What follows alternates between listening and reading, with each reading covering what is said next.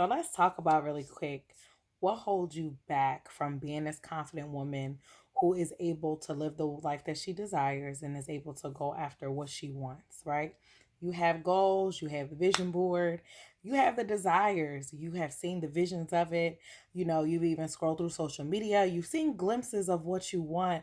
And at certain times in your lifetime, you might have even experienced it. And even if you haven't, you have some idea of what you most desire, right? Deep down in your heart.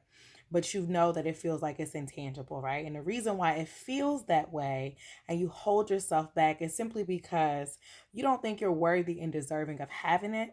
So, as a result of that, the habits that you have developed, they are in alignment with that. So, you might have a habit of dating a type of person or being in situationships. That might be a habit you've developed. The beautiful thing is that you can develop new habits, right? So there's a process that you have to go through in order to do that. But the beautiful part is that wherever it is that you are, you have the power to change that and move in a different direction by shifting your beliefs and shifting your habits. So no, maybe you don't become, a millionaire overnight. No, maybe you're not married overnight, or no, maybe you're not, at peace necessarily overnight. But the daily habits that you put into practice are going to become a part of who you are. So often when we sit down and we write goals, we focus on what do I have to do to make this happen? Okay? Or I need to have this certain thing. What you need to focus on who you are being. Who are you, right? Because who you are is more important than what it is that you're doing. First, you have to be something in order to have something. So, if you want to have a healthy and successful marriage, then you're going to have to be that kind of woman who can be in a healthy and successful marriage. That means you have to be emotionally available. You have to communicate, right?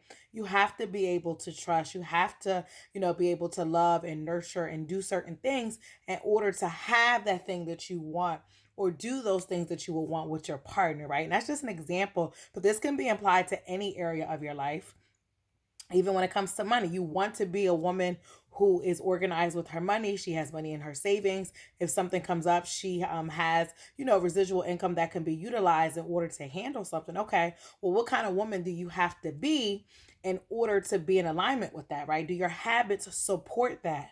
Are you purposefully sitting down, having a money date and pulling that money out? Or do you already have it automated so that that money is already automatically coming out of your account and setting you up so that you have a little nest egg that you can go to when you need it, right? So that's a habit that's put in place that's automatic that you don't have to think about. So I think a lot of times we think about like things being automatic and automation. I know I hear that a lot as a business owner, but honestly, it's also very true of the habits that we have as women, right? And the habits we have are directly attached to our beliefs. So what's holding you back is the fact that you need to challenge your beliefs, but then you also need to adopt new habits that are in alignment with that.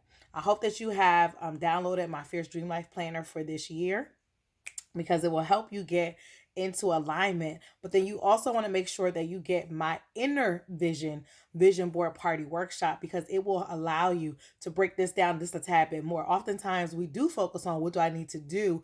What do I want to do in this season? What do I want to do in this year? Now it's my birthday. What do I do next? Right? But instead, I want you again, I will be pushing you over and over again because in the Fierce School of Confidence, that's what I do for my Fierce scholars. That is our focus. It's not on what we do, it's not on what we have, it's on who we be. Yes, who we be. That's more important because we know that if I am being this individual, then there are certain things that are attached to and attracted to that manifest through being that type of individual. Because you could do a whole lot of stuff, but that doesn't mean it's in alignment with who God has called you to be. So that means you also got to tap into that intuition, and that can be hard too, depending on your experiences that you've had. So that's why it's always a great idea for you to get support on this journey. So you need to have a coach, I highly recommend, but I also recommend you have a mental health professional, trusted and licensed mental health professional to support you on this journey, right? And every season will require you